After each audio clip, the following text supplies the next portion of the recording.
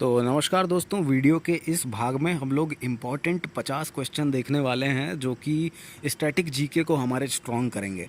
तो हमारे static GK को स्ट्रॉन्ग करने के लिए हम लोग देखेंगे फटाफट 50 इंपॉर्टेंट क्वेश्चन, मतलब हमको पता भी नहीं चलेगा समय का और हमारे 50 इंपॉर्टेंट क्वेश्चन जो हैं वो तैयार हो जाएंगे हमारी आने वाली एग्ज़ाम्स के लिए। तो पहला जो फैक्ट है वो है टिटनेस से शरीर का तंत्रिका तंत्र जो रहता है वो प्रभावित होता है। तो हमको याद रखना है कि टिटनेस, जब हम टिटनेस का इंजेक्शन लगवाते हैं तो उससे हमारा जो भी तंत्रिका तंत्र होता है हमारे शरीर का वो प्रभावित होता है। उसके बाद अगला क्वेश्चन है, अगला पॉइंट है एक्चुअली वन लाइनर जो हम पढ़ रहे हैं इसमें। तो अगला जो फैक्ट है वो है स्वस्थ मनुष्य के शरीर में रक्त का जो औसत होता है वो होता है 5 से 6 लीटर। तो एक अगर कोई हेल्दी पर्सन है उसके अंदर 5 से 6 लीटर खून होगा। उसके बाद अगला हमारा फैक्ट है कि मनुष्य के रक्त का शुद्धिकरण किडनी में होता है। तो कई बार ऑप्शंस में हम कंफ्यूज हो जाते हैं कि लिवर में होता होगा या कहीं और होता होगा, लेकिन जो हमारा ब्लड है वो प्योरीफाई कहाँ होता है, तो वो किडनी के अंदर होता है। अगला फैक्ट है चौथा, हमारा मानव शरीर की सबसे छोटी ग्रंथि जो है उसका नाम क्या है, तो वो है पिट्यूटरी मस्तिष्क जो होता है, पिट्यूटरी ग्लैंड भी बोलते हैं इसको। तो सबसे छोटी ग्रंथि जो होती है वो होती है पिट्यूटरी ग्लैंड। अगला फैक्ट है हमारा मानव शरीर की सबसे बड़ी ग्रंथि यकृत होती है। तो लीवर जो होता है हमारा वो सबसे बड़ी ग्रंथि होती है मानव के शरीर की। तो इसका जो अगर हमसे पेपर में पूछ ले तो इसका करेक्ट आंसर हमारा हो जाएगा यकृत यानी कि लीवर। उसके बाद अगला फैक्ट है हमारा इंसुलिन की खोज बैटिंग और वेस्ट ने की थी। तो बैटिंग और वेस्ट जो थे इन लोगों ने मिलके इंसुलिन को खोजा था। इंसुलिन को लगाते हैं क्यों, किसको है हम, तो अगर किसी का शुगर वगैरह की किसी को प्रॉब्लम होती है तो उसको हम इंसुलिन का डोज देते हैं। और बेटिंग और वेस्ट नहीं होते तो इस दुनिया में इंसुलिन नहीं होता। तो बेटिंग और वेस्ट जो है उनको हम थैंक यू बोलते हैं क्योंकि उन्होंने इंसुलिन की खोज की थी। उसके बाद अगला क्वेश्चन है हमारा, अगला फैक्ट है हमारा कि वस्तु का प्रतिबिंब आंखों के रेटिना में बनता है। तो अगर हमसे पूछ लेता है वो क्वेश्चन में कि जो भी अगर कोई भी ऑब्जेक्ट है उसकी जो इमेज बनती है वो कहाँ पे बनती है, आंखों के कौन से पार्ट में बनती है, तो रेटिना पूछ लेता है वो, या फिर आईब्रो पूछ लेगा आपसे, या फिर कुछ और भी जो भी आंखों के जो दूसरे पार्ट्स होते हैं वो ऑप्शंस में देता है। और हमको रेटिना से कंफ्यूज नहीं होना है, मतलब रेटिना और जो है हमारा करेक्ट आंसर है, दूसरे ऑप्शन से हमको कंफ्यूज नहीं होना है। इसके बाद हमारा आठवां फैक्ट है नेत्रदान में आंखों के कॉर्निया को दान दिया जाता है। तो हमसे पूछता है कि जब आप आंख दान करते हो, नेत्रदान करते हैं, जैसे सभी लोगों ने की है, हमारी फेमस एक्ट्रेस जो है ऐश्वर्या राय उन्होंने भी की है आंख दान। तो जब भी नेत्रदान आप करते हो तो आंखों का कौन सा पार्ट जो है वो आप दान करते हो, जो डॉक्टर आता है जब आप मर जाते हैं तो उसके बाद वो किस पार्ट को निकाल के लेके जाता है।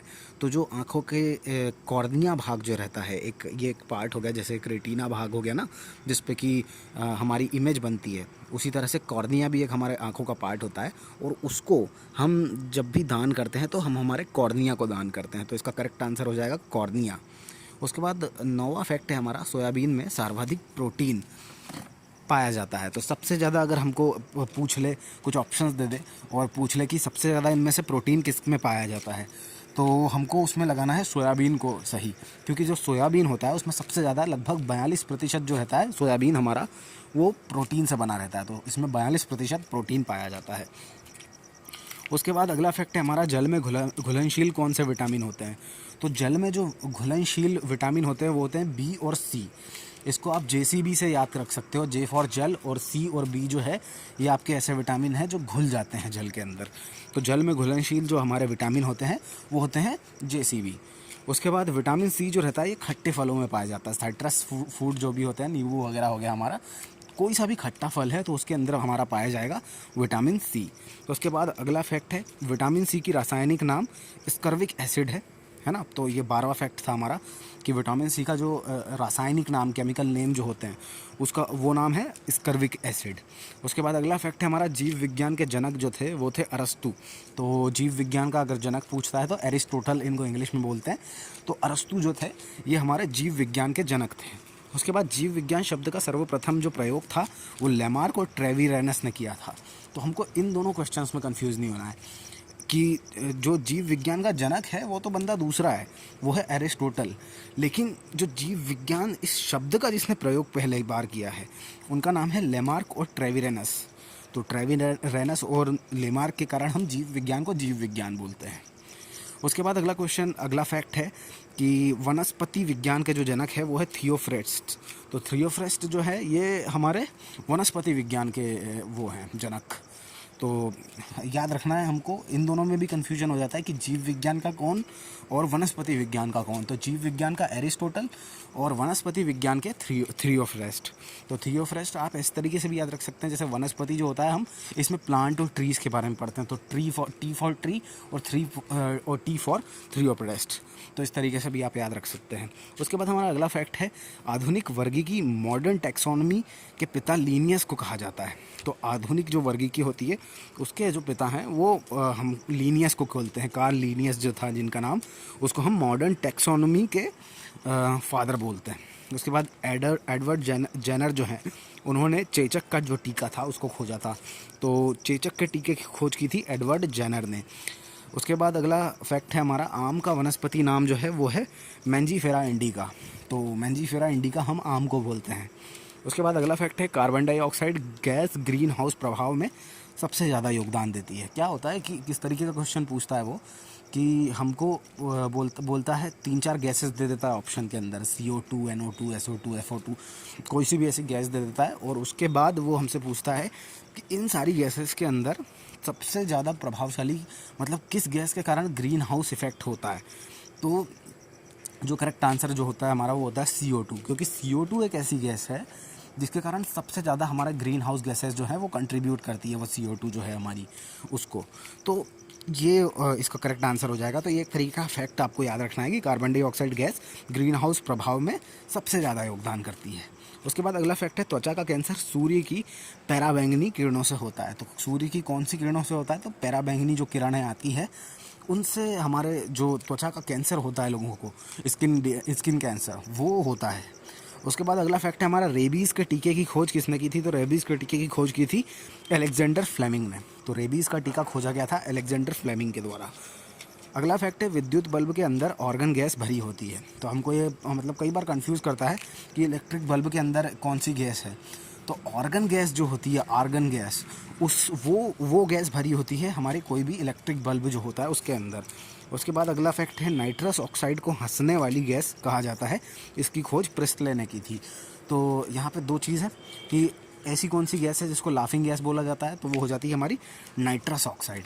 नाइट्रिक ऑक्साइड से कंफ्यूज कर देता है हमको, तो नाइट्रिक से कंफ्यूज नहीं होना, नाइट्रस या हंस और ट्रस। तो हमको यहाँ से याद रखना है कि नाइट्रस जो ऑक्साइड है वो हमारी ऐसी गैस है जो कि हंसने वाली गैस है, लाफिंग गैस है, और इसकी खोज जो की थी वो प्रिस्टले ने की थी।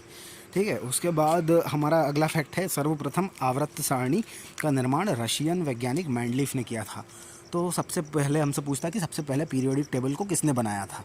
तो इसमें हमको 2-3 क्वेश्चन देके, एक मॉडर्न वाला भी है क्योंकि एक पीरियोडिक टेबल तो वो किसी और ने बनाया, तो इसलिए हमको कंफ्यूज कर देता है वो कि सबसे जो हमारे को सबसे पहले किसने बनाया था। तो मेंडलीफ जो थे उन्होंने बनाया था हमारी सबसे पहली आवर्त सारणी।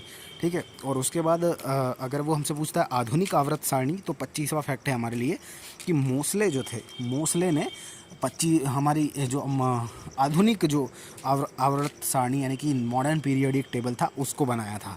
तो हमको दोनों ही फैक्ट याद रखना है कि पहला वाला जो था, सबसे पहला वाला, वो बनाया था मेंडलीफ जी ने, और जो दूसरा वाला था मतलब आधुनिक वाला जो अभी टेबल जो हम पढ़ते हैं वो बनाया है हमारे मोसले जी ने। उसके बाद अगला क्वेश्चन है, अगला फैक्ट है हमारा कि विद्युत धारा को एम्पियर में मापा जाता है। तो कई बार हमसे पूछ लेता है वो कि इलेक्ट्रिक करंट को आप किस में नापते हो, उसकी यूनिट क्या है। तो हम बताते हैं कि इलेक्ट्रिक करंट को हम एम्पियर में नापते हैं। अगला फैक्ट है, डायनामो उपकरण द्वारा यांत्रिक ऊर्जा को विद्युत ऊर्जा में रूपांतरित किया जाता है। तो डायनामो एक ऐसा उपकरण होता है जो यांत्रिक ऊर्जा यानी मैकेनिकल एनर्जी को इलेक्ट्रिक एनर्जी में यानी विद्युत ऊर्जा में बदल देता है। तो कई बार हम कंफ्यूज हो जाते हैं कि डायनामो करता क्या है। तो डायनामो के अंदर जो है ना, स्पेलिंग अगर हम इसकी देखेंगे तो उसमें आता है एमओ लास्ट में। तो एम है ना, तो मतलब वो पहले एम जो है उसको मैकेनिकल को इलेक्ट्रिकल में बदलेगा। तो हमको यहाँ से याद रख सकते हैं हम कि ये यांत्रिक एनर्जी को इलेक्ट्रिकल में बदलता है। तो इसका करेक्ट आंसर हमको अगर हो जाएगा। तो वो पूछता है, मतलब हमको ऐसे इस तरीके से कंफ्यूज करता है वो कि इलेक्ट्रिक को मैकेनिकल में बदलता है या मैकेनिकल को इलेक्ट्रिकल में बदलता है या थर्मल में बदलता है या अलग अलग इस तरीके की एनर्जीज दे देता है और हमको कंफ्यूज करता है। तो हमको इससे कंफ्यूज नहीं होना है। सिंपली हमने देखा डायनामो में हमको एम दिख जाता है, एम से मैकेनिकल हमको याद आता है और मैकेनिकल को किस में बदल देगा, इलेक्ट्रिकल में बदल देगा। तो इस तरीके से एक सिंपल ये हमारा वो हो जाता है। उसके बाद नेक्स्ट क्वेश्चन, नेक्स्ट फैक्ट है हमारा, मोमबत्ती रासायनिक ऊर्जा को प्रकाश एवं ऊष्मा ऊर्जा में रूपांतरित कर देती है। तो मोमबत्ती जो रहती है हमारी, वो अगर कोई सा लाइट एनर्जी है उसको ऊष्मा की एनर्जी, मतलब मोमबत्ती को अगर आप अज्यूम करेंगे अगर, तो मोमबत्ती में आपको लाइट दिखता है सबसे पहले और उसके बाद आपको हीट दिखती है। तो हो क्या रहा है, जो लाइट एनर्जी है वो बदल गई हमारी हीट एनर्जी में।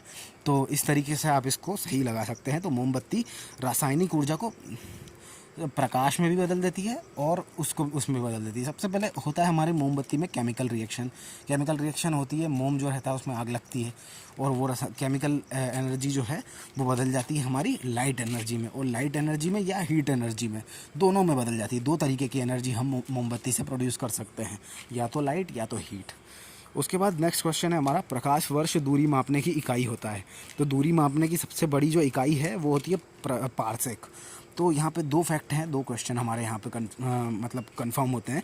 वो ऐसे कि हमसे ऐसा पूछ लेता है या तो कि प्रकाश वर्ष जो है वो किसकी इकाई है। तो वर्ष हमको दिखता है तो ऐसा ऐसा लगता है जैसे टाइम की बात हो रही है यहाँ पे, लेकिन उससे हमको कंफ्यूज नहीं होना है। वर्ष मतलब प्रकाश वर्ष जो है वो हम इससे दूरी को नापते हैं, तो यहाँ पे हमको कंफ्यूज नहीं होना है।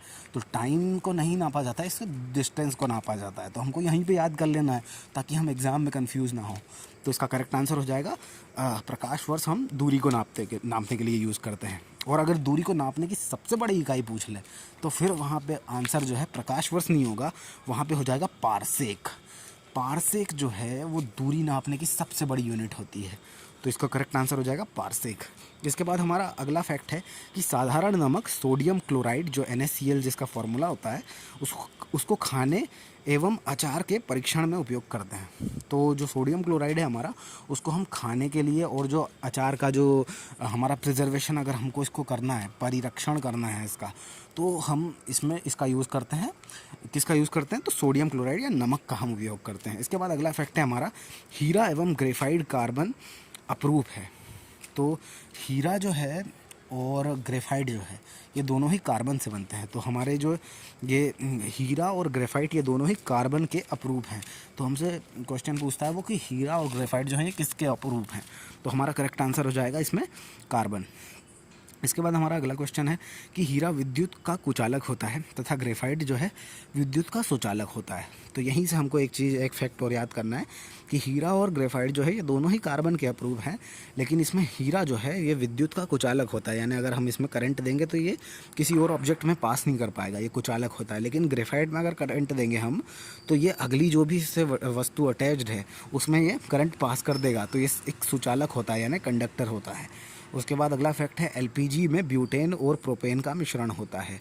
तो LPG जो गैस होती है उसके अंदर दो गैसेस होती हैं, एक होती है ब्यूटेन और एक होती है हमारी प्रोपेन। LPG सिलेंडर होते हैं जो हमारे घर के अंदर आते हैं, वो सिलेंडर के अंदर दो तरीके की गैस होती है, एक होती है ब्यूटेन और एक होती है प्रोपेन। तो हमको याद रखना है यहाँ पे कि ब्यूटेन और प्रोपेन जो गैस होती हैं वो LPG के अंदर होती है। उसके बाद LPG की तेज़ गंध उसमें मिलाए हुए सल्फ़र के यौगिक मिथाइल मरकैप्टॉन से आती है। तो हमसे ये भी क्वेश्चन पूछता है वो कि ये जो मतलब देखो जो ये दो गैस होती है ना, ब्यूटेन और प्रोपेन, इनको जब हम मिलाते हैं तो इसमें से कोई गैस में से बदबू नहीं आती है। तो हमको पता नहीं चलेगा अगर ये गैसेस लीक होंगी तो उसके लिए हम क्या करते हैं कि उसमें से बदबू आए, ताकि हमको जैसे ही अगर ये गैस लीक होना चालू कर दें तो हमको पता चल जाए। तो इसलिए हम उसमें मिला देते हैं मिथाइल मरकैप्टॉन, जो कि सल्फ़र का एक कंपाउंड होता है, सल्फ़र का एक यौगिक होता है, तो उसको मिला देते हैं हम।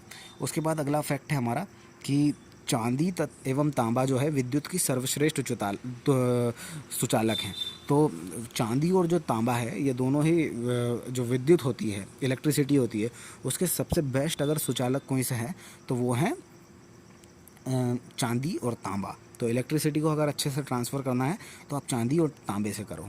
उसके बाद टाइटेनियम जो है वो रणनीतिक धातु कहा जाता है इसको। पॉलिटिकल एक अगर धातु अगर बोले जाएं, रणनीति को क्या बोलते हैं, आई थिंक पॉलिटिक्स तो राजनीति को बोलते हैं, रणनीति मतलब क्या होता है आप मुझे कमेंट में बताइए। तो टाइटेनियम को रणनीतिक धातु बोला जाता है।